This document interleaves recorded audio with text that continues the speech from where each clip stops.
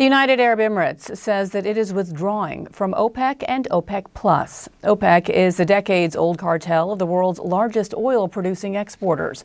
The energy minister says that it will make it easier for the UAE to meet changing demand. But it is a major blow to OPEC at a time when the Iran war has triggered a global energy crisis and as the price of oil hits three-week highs. CNN's Eleni Giokos joins me now from Dubai. Eleni, and so with the UAE doing this and making this announcement today, I believe they are the third or fourth largest producer among OPEC members. Talk about the significance here and the impact that it's already having within the region. Yeah, it's the third largest producer within OPEC, and it's really significant. I mean, frankly, it's a bombshell announcement today, Biana. You know, they joined in 1967, one of the founding members, and that was just a few years before the formation of the UAE. And this is, you know, really going to shape what we see in the oil markets. And you were talking about WTI, you know, responding quite aggressively on the back of this news. And we've seen an increase in oil prices as we hear one of the oldest members withdrawing from this organization. This is importantly an organization that can exert influence on oil prices. It has the ability to control supply. So when oil prices go high, then you know, we start to see quotas from these oil producing nations, and that starts to temper off oil prices. But when oil prices are low, that is also when they step in, specifically to protect oil producers, that if oil prices are below what it costs to produce a barrel of oil, they can also play around with that. That's why they're viewed as a cartel. The UAE energy minister says this is not a political decision, but many people are focusing on the timing, given that we are currently in the largest energy crisis in the history of markets. Take a listen to what he said. This is not a political decision. This is a pure policy position, and repositioning us to be it is in front of the world, taking the right decision at the speed that we aspire for. To us, it's the consumers are critical. To us, we need to attain to these countries who entrusted us to build the refineries based on our crude. And our crude today, Marban, is one of the cleanest, if not the cleanest crude on earth. So really important to note here that in the statement that was released today by media, they say that when they joined the alliance, they have made significant contributions as well as even greater sacrifices, they say, for the benefit of all. And that's because they've been adhering to a quota system. As of April 2025, UAE was allowed to sell 3.5 million barrels of oil per day, when the capacity is around 5 million barrels of oil per day. And given that we've seen not only attacks by Iran on critical energy infrastructure targeted here on the UAE as well as other Gulf states, but also the closure of the Strait of Hormuz has completely changed the way the UAE views its position in the global energy markets. And they're saying they're going to start focusing on national interests and continue their commitment to stabilizing oil prices. But Biana, any way you look at this, many people are questioning the fate of OPEC right now, whether this is a precursor to more countries leaving OPEC, and importantly, what happens to oil prices from here.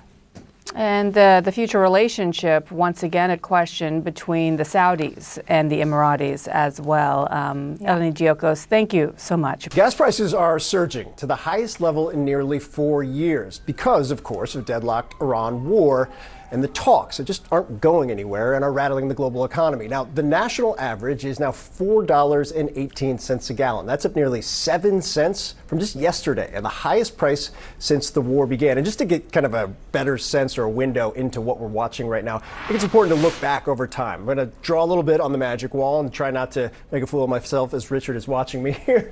We said 418 is where things stand today. And I think when you look at the run-up just since the start of the war, what's so notable is the speed and scale of the surge of the prices, but also that prices were below $3 a gallon.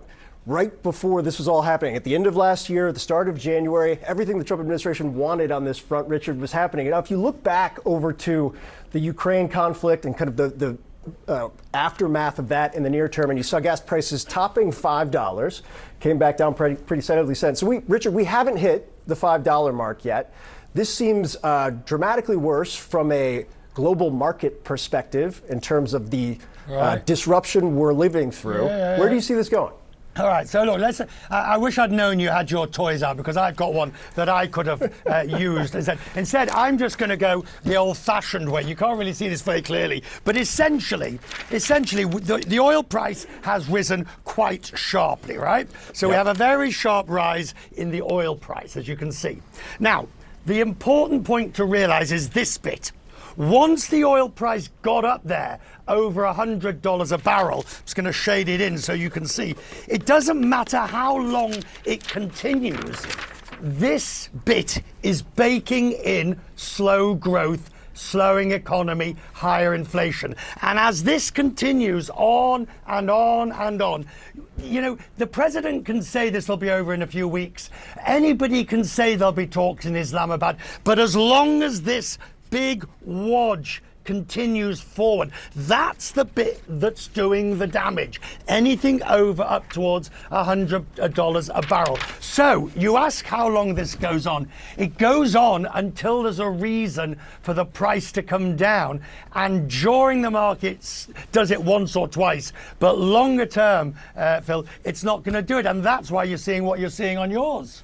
Yeah, and it seems like markets, we've talked about this before, are finally looking around saying, oh wait, there's no like near-term solution here anywhere at all, and the longer this goes on. But the cake is baking all along. That's the crucial part about it. Every moment that oil is at these elevated levels, the economies are slowing, inflation's getting worse, and it is a continuing deteriorating situation. Yeah, and dislocations that'll take months to fix only grow more significant. Okay, I want to ask you, because you and I could talk about the next question probably for the next 4 or 5 hours. The UAE announced its withdrawing from OPEC, the Organization of Petroleum Exporting Countries. I was stunned. You probably knew this was coming and have all sorts of reasons as to why it happened, but this is a significant thing from a global market perspective. The reason is because the UAE, forgive the vernacular, the UAE has been pissed off with the allocation, its quota that it gets from OPEC. It wants 3.8 million barrels, it's had 3.2, they were given 3.5. And they believe, the UAE, that's Abu Dhabi, it's Dubai, it's Sharjah, and all of those, the 7 Emirates, they believe they've spent a fortune on their oil infrastructure. They should be allowed to recoup it. Their oil is cheap to produce, and therefore they need to crank it out. Now, why is this? It's there's a paradox here, because the more they want to get for themselves, the more they produce, therefore, the price will come down. This is about mine is bigger than yours. This is about saying I'm not getting my fair share. And they believe if they take this measure, eventually Saudi will cave or something like that will happen.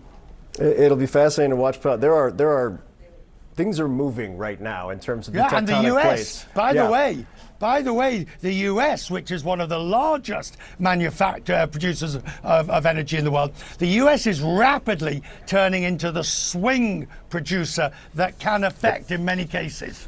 Yep. Atlantic Basin, look it up. There are fascinating things happening right now. Richard Quest, always appreciate you, my friend. Thanks so much.